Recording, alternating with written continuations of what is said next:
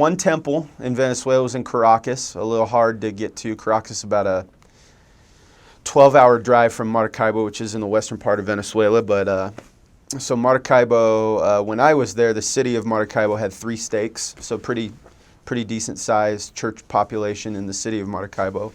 When I was there, so this was 2001 to 2003, the church was growing. I mean, we were a high baptizing mission.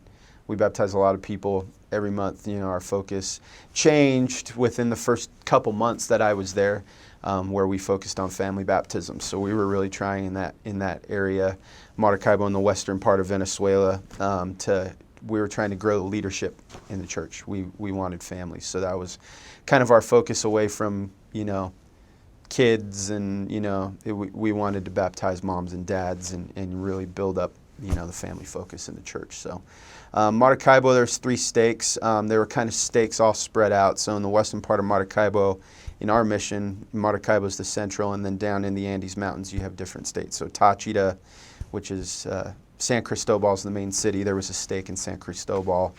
There was a stake in Mérida, which is another really big, you know, city down there, and that's where everybody wants to go in the Venezuela Maracaibo mission, because it's cooler, because it's up in the Andes Mountains. You have like the American, you know, good Wendy's, McDonald's, you know, all that good stuff that Americans like to have. And so the church is strong in Mérida with a good stake, but then the rest of, you know, that area is pretty much, you know, districts and branches. I served in Trujillo, which is another state.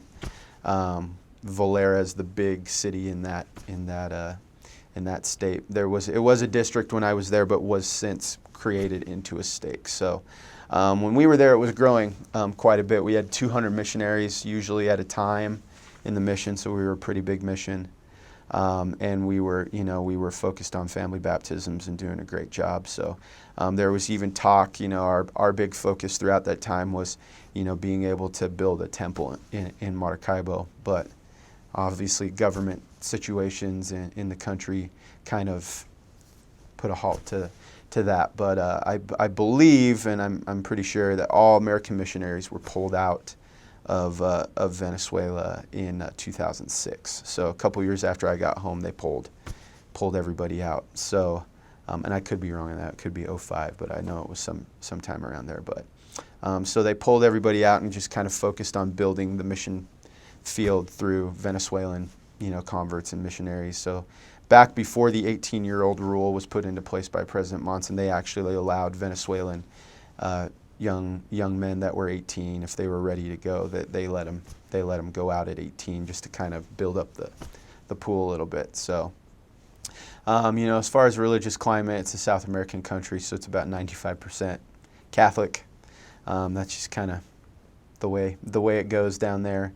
Really cool old Catholic cathedrals and churches that you get to go visit. You know, and despite religion, you know, a lot of Catholic people, Pentecostals, pretty big down there as well. A lot of Jehovah's Witnesses, which are the ones you usually have the really good, deep, meaningful conversations with. But you know, religion aside, Venezuelan people they're very open. They'll talk to you about anything. They may not accept it right away, but they're more than happy to welcome you into their home and talk about pretty much anything you want to talk about. So I think that just attitude, you know, religions aside, was really what helped us to be successful as missionaries down there. Just the people are so, you know, looking for anything and are very open to, you know, meeting and talking. So, you know, the missionary work down in Venezuela really started in the 60s. You know, it was one mission. They kind of sent, you know, out of Caracas, was based in Caracas, and then they would kind of send it everywhere. When I was down there was 4 missions. I believe there's still 4 missions. Us, you know, Maracaibo mission, the Valencia mission, the Caracas mission, and the Barcelona mission, which was to the east. So, you know, the work really grew from the 60s to, you know, early 2000, having 4 missions in such a small country. You know, Venezuela's population, the whole country's population when I was there, was maybe 21 million people. So for a country that size of about Texas and Oklahoma, that's kind of the, you know, the size of the country, to have only 21 million people. Most of them, most of them in the big cities. So, Caracas and Maracaibo and a couple other big cities is where the majority of the population is. To have that kind of a church influence throughout the country was pretty great. Our mission and the Barcelona mission, the Valencia mission, the Caracas mission, were baptizing really well back then. So the church was growing, but it was kind of that focus that we had to baptize more leadership. I think that's where the focus was. You had some guys that were baptized really early that were really strong in the church down there and kind of took on leadership roles in certain areas of the country. So the growth was there, and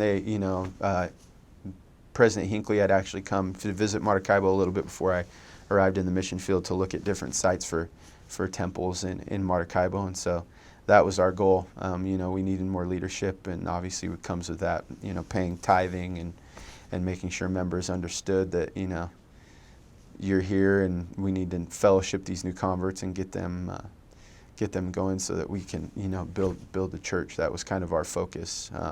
Because I think missionaries, in Venezuela and other countries are really the focal point and the leadership arm of the church. So what we were, really focused in doing is once missionaries left, and if missionaries left a certain area, being able to, be confident that there were enough men there to lead the church after missionaries left. So, I know it's harder now because there's not as many missionaries around, and government climates make it a little bit difficult to have that.